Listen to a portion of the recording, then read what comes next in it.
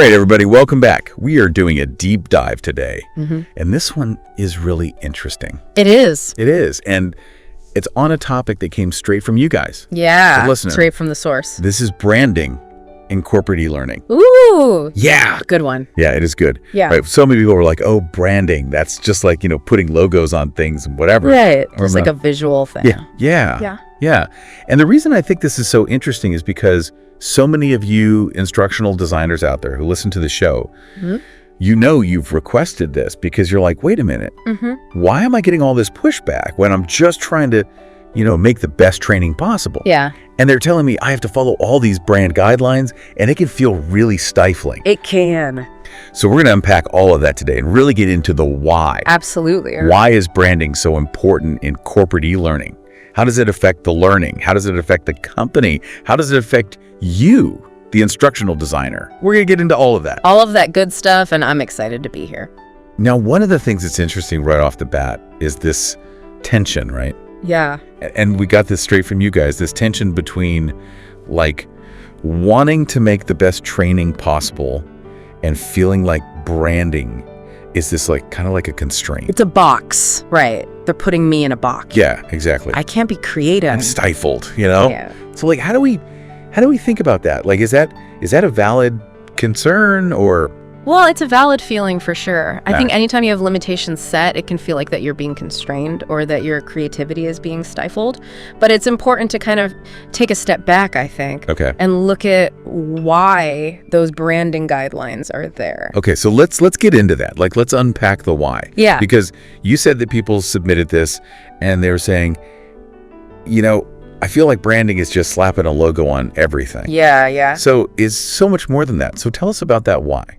So for a company, branding is everything. It's how they present themselves to the world. It's their identity. It's their values. It's their mission, all wrapped up in a nice little package. And that includes what they present internally to their employees. Absolutely. It's not just about the customer. Internal branding is just as important as external branding. Okay. Because you want to create that same sense of identity and belonging for your employees. So like if my company is all about innovation and being cutting edge. Yeah. My internal training should also feel cutting edge, right? Innovative, yeah. Like you're part of this special thing. Okay. And it's not just about, the content of the training itself, it's about the entire experience. So that means using consistent branding across all your different touch points. Your emails, your presentations, your training materials, even your intranet. That's interesting. It all needs to feel like it's coming from the same place. Because if it doesn't, it creates confusion. Right. It dilutes the brand. It feels disjointed. Right. Right.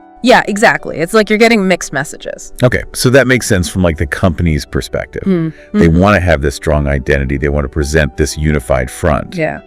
How does that affect the learner though? Like how does consistent branding actually benefit the person going through the training? That's a great question. I mean, are they even paying attention to that stuff? They are, whether they realize it or not. Okay. We're all bombarded with so much information these days, so our brains are constantly filtering things out, trying to make sense of the world. Right. So when you experience consistent branding, it creates a sense of familiarity and trust. So it's like a shortcut for the brain. Exactly. It's like, okay, I recognize this. I know what to expect. And that frees up mental space to actually focus on the learning. Exactly. Interesting. And when you think about it, it makes perfect sense. We're more likely to pay attention to and remember things that are presented in a way that's familiar and appealing. So it's not just about making things look pretty.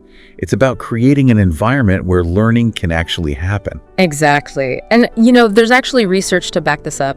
A study by name of the organization that published the study found that employees who experience consistent branding are more likely to feel connected to the company and its mission. That makes sense. Right. Like if I feel like I'm part of something. If I understand what the company stands for. Yeah. Yeah. And that translates to higher engagement, better performance, and even increased loyalty. Powerful stuff. So branding is good for the company. It's good for the learner. But what about the actual learning itself? Does it actually make a difference in how effectively people learn the material? It absolutely can. Okay, tell me more. Think about some of your favorite brands, the ones you really connect with.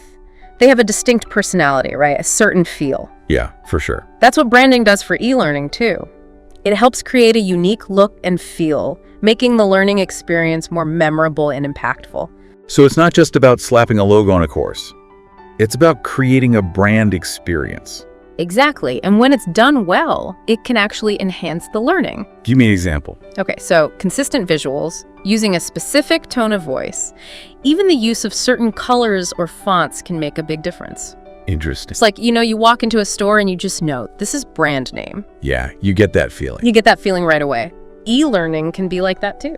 So how do you actually do that? How do you make e-learning feel like a brand experience? Well, one great example is name of company. They've completely revamped their training materials to align with their overall brand. They use bold graphics, interactive scenarios, a very specific tone of voice, and it's all instantly recognizable as part of their brand. That's awesome. And their employee onboarding completion rates have skyrocketed since they made this change. So it's not just theory, it actually works. It actually works. Okay, so this is all great stuff, but I know some instructional designers out there are still feeling a little hesitant. They might be thinking, okay, branding is important, I get it. But doesn't it stifle creativity? I hear you. Don't all these guidelines just make things boring? It's a valid concern, but here's the thing. Branding guidelines aren't meant to box you in. They're meant to provide a framework. A starting point. Yeah, it's like having a foundation to build upon. Okay. And actually having that framework can actually spark creativity. Really? How so? It forces you to think differently. Okay. Come up with creative solutions that work within the brand guidelines. It's like a challenge. It is a challenge, Yeah. and the best instructional designers, they thrive on that. So instead of seeing branding as a limitation, they see it as an opportunity. Exactly. It's about finding that sweet spot where instructional design principles and brand identity work in harmony. And when you do that, everybody wins. Everybody wins. The company gets a stronger brand presence. Right. The learner gets a more engaging and relevant experience. And the instructional designer, well, they get to create work that's impactful, aligns with company goals, and ultimately is more valued. It's all connected. It is. I love it. It's a beautiful thing. This has been so insightful. So, big takeaway for everyone listening out there.